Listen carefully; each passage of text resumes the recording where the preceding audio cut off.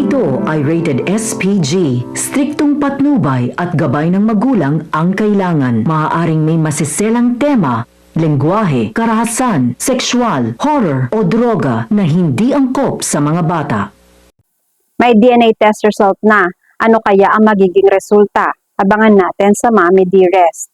Humingi na ng tulong sina Emma at Danilo sa mga pulis para mahuli si Olive.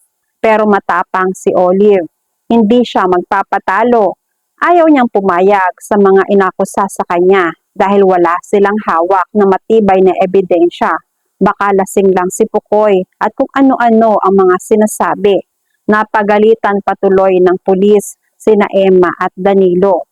Wala pala silang matibay na ebidensya para sa reklamo nila. Sa kasong sinasampa nila, kailangan may matibay silang ebidensya dahil mabigat na paratang ang kidnapping. Pero hindi sumuko si Emma.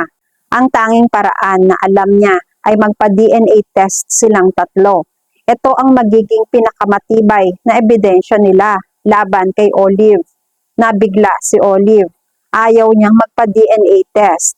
Bilang siya pa rin ang ina ni Mookie, may karapatan siyang magdesisyon kung magpapa-DNA test ba sila.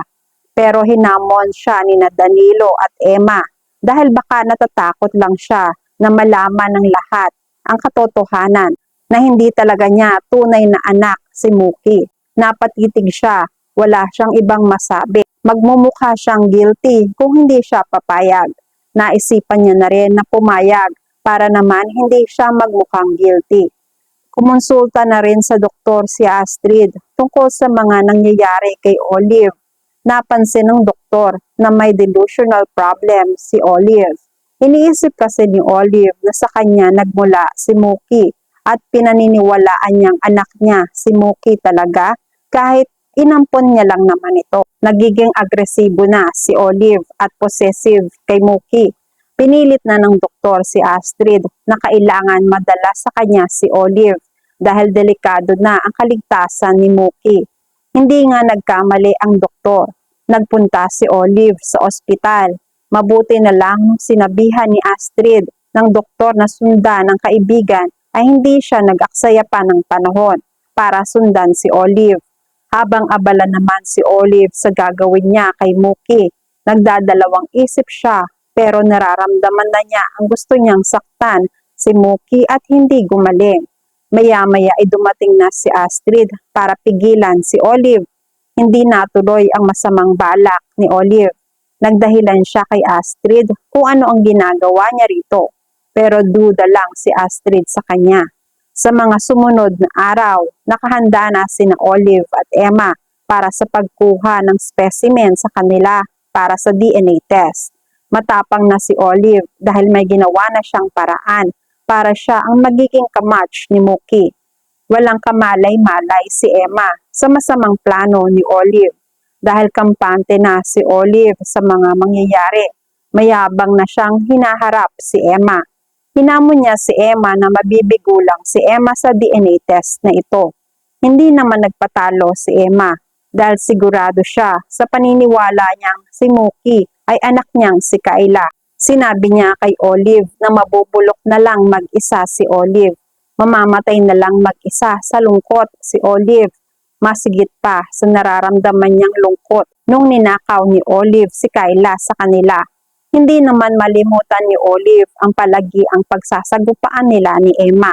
Nanggigigil na siya kay Emma. Naiinis siya sa mga asta ni Emma na akala nitong sigurado na si Emma na magmamatch sila ni Mookie sa DNA test. Kaya nga naman mayabang na si Olive ay may pinagawa na siyang kababalaghan. May inutusan siyang isang nurse na authorized sa laboratory para makapagpalit ng resulta. Pagpapalitin niya ang resulta nila ni Emma.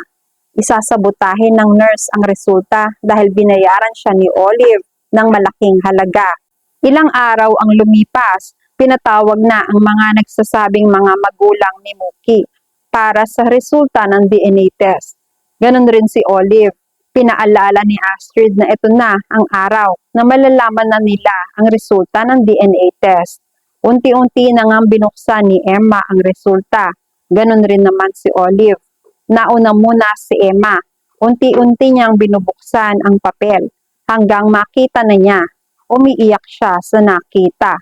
Nagustuhan naman ni Olive ang reaksyon ni Emma. Natuwa na siya dahil nakita ni Olive na umiiyak si Emma, ibig sabihin sa kanya ay bigo si Emma. Pakiramdam ni Olive ay siya na ang nanalo. Taas noo siya, pangiti-ngiti, hanggang siya naman ang sumilip sa resulta na hawak niyang papel. Hanggang sa nagbago ang reaksyon ng mukha niya. Nung una ay masaya siya, ngayon siya naman ang napapaiyak na. Hindi na maipinta dahil sa nakita niya. Hindi sila match ni Mookie. Nagwala siya. Ang pag-iyak pala ni Emma ay resulta ng pagka-match niya kay Mookie. Tama nga, si Mookie ay si Kyla. Tuwang-tuwa sina Emma, Danilo at Ligaya. Parang naloloka naman si Olive. Nagwawala siya at sigaw siya ng sigaw. At yan ang mga pakakaabangan natin sa Mommy Dearest. Please like this video and please subscribe to my channel. At magkita-kita po muli tayo sa mga susunod pang episodes.